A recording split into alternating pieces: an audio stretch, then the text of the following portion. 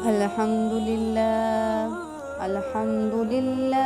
رب العالمین والصلاة والسلام علی سید المرسلین اما بعد فاعوذ باللہ من الشیطان الرجیم بسم اللہ الرحمن الرحیم صلو علی الحبیب صلی اللہ تعالی علی محمد صلی اللہ علیہ وآلہ وسلم۔ جی تو ہمارا ماہ محرم کا ٹاپک جاری ہے اور ہم نے یہاں پہ 3 پوائنٹس کا جو ہے ذکر کر چکے ہیں۔ محرم اسلامی سال کا اول مہینہ ہے۔ محرم کے کیا فضائل ہیں، محرم کے روزوں کی فضیلت کیا ہے، یہ میں پچھلے اپنی ویڈیوز میں ان پوائنٹس کو کلیئر کر چکی ہوں۔ اگر آپ لوگوں نے وہ ویڈیوز نہیں دیکھی تو جا کر ان کو پہلے دیکھ لیں، ٹھیک ہے، پھر ہی آپ لوگوں کو سمجھ آئے گی۔ آج کا ہمارا ٹاپک ہے ماہ محرم کی بدعات و رسومات۔ ماہ محرم برکات کا حامل مہینہ ہے، لیکن بعض لوگ اس کی برکات سے فائدہ حاصل کرنے کی بجائے بدعات و رسومات میں پڑھ کر اس کی حقیقی فضیلت سے محروم ہو جاتے ہیں۔ ذیل میں چند بدعات و رسومات کی نشان دہی کی جاتی ہے تاکہ ان سے بچ کر صحیح اعمال اختیار کیے جائیں۔ تعزیہ کرنا ناجائز ہے، کیونکہ قرآن مجید میں ارشاد باری تعالیٰ ہے۔ سورہ صافات میں اللہ پاک نے فرمایا ہے، ترجمہ: کیا تم ایسی چیزوں کی عبادت کرتے ہو جس کو خود ہی تم نے تراشا اور بنایا ہے؟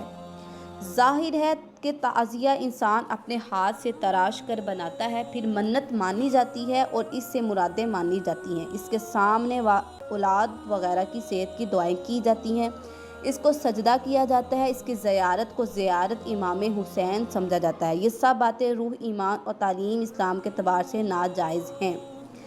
مجالس: ذکر شہادت کے لیے مجالس منعقد کرنا، ان میں ماتم کرنا، نوحہ کرنا روافض کی مشابہت کرنے کی وجہ سے ناجائز ہے، کیونکہ حدیث شریف میں آتا ہے، جس نے جس قوم کی مشابہت اختیار کی وہ اس قوم میں سے ہے۔ علامہ ابن الحجر الحشیمی المکی لکھتے ہیں، خبردار روافض کی بدعتوں میں مبتلا نہ ہونا، جیسے مرثیہ خوانی، آہ بکا، رنج و الم وغیرہ، کیونکہ یہ مسلمانوں کی شایان شان نہیں۔ اگر ایسا کرنا جائز ہوتا تو اس کا زیادہ مستحق حضور کریم صلی اللہ علیہ وآلہ وسلم کا یوم وفات ہو سکتا تھا۔ محرم کو غم کا مہینہ سمجھنا: بعض لوگ اس مہینے کو رنج و الم کا مہینہ سمجھتے ہیں اور اس میں شادی بیاہ اور خوشی کے کاموں سے پرہیز کرتے ہوئے مختلف قسم کے سوگ مناتے ہیں، جیسا کہ کالا لباس پہننا، عورتوں کا زیب و زینت اور بناؤ سنگار چھوڑ دینا، نوحہ ماتم کرنا وغیرہ۔ ان لوگوں کو یہ غلط خیال ہے کہ کیونکہ احادیث مبارکہ میں اس کے بہت سارے فضائل وارد ہوئے ہیں، لہٰذا اس مہینے کو غم کا مہینہ سمجھنا درست نہیں۔ محرم کے مہینے میں شادی بیاہ نہ کرنا: بعض لوگ میں یہ بات مشہور ہو گئی ہے کہ محرم کے مہینہ خصوصاً محرم کے شروع کے 10 دنوں میں شادی بیاہ اور خوشی کے تقریبات وغیرہ کرنا حرام ہے، اور اس مہینے میں خوشی کی تقریبات کرنے میں خیر و برکت نہیں ہوتی اور وہ کام منحوس ہو جاتا ہے۔ اس میں بعض پڑھے لکھے لوگ بھی مبتلا ہیں۔ یہ سوچ غلط ہے، کیونکہ شریعت میں ایسی کوئی بات نہیں ہے۔ شریعت میں محرم یا کسی دوسرے مہینے میں نکاح سے منع نہیں کیا گیا اور اس مہینے میں زیادہ عبادت کرنے کا حکم دیا گیا ہے، اور نکاح بھی ایک عبادت ہے، کیونکہ نکاح سے اللہ کا قرب اور تقویٰ نصیب ہوتا ہے۔ ایک حدیث میں آیا ہے، جب آدمی شادی کرتا ہے تو اس کا آدھا دین مکمل ہو جاتا ہے، تو اس کو چاہیے باقی آدھے کے معاملے میں اللہ تعالیٰ سے ڈرے، لہٰذا اس ماہ میں نکاح کرنا ممنوع نہیں ہے۔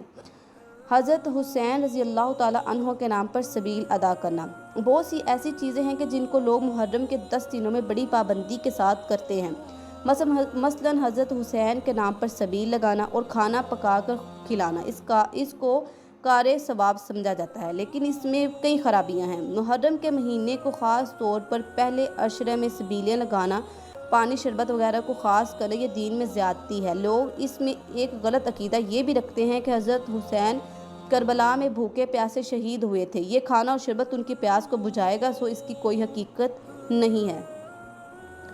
10 محرم کو کاروبار اور روزی میں تنگی کا تصور: یہ کہا جاتا ہے کہ 10 محرم کو کاروبار کرنے کی وجہ سے پورے سال روزی میں تنگی رہتی ہے، لہٰذا محرم کے 10 دنوں میں کاروبار نہیں کرنا چاہیے۔ یہ عقیدہ بناوٹی اور باطل ہے، کیونکہ شریعت میں ایسی کوئی ممانعت نہیں ہے۔ جہالت کی وجہ سے لوگ ان دنوں میں کاروبار چھوڑ کر ماتم اور نوحہ کی مجلس میں شرکت کرتے ہیں، حالانکہ یہی عمل روزی میں تنگی کا سبب ہے۔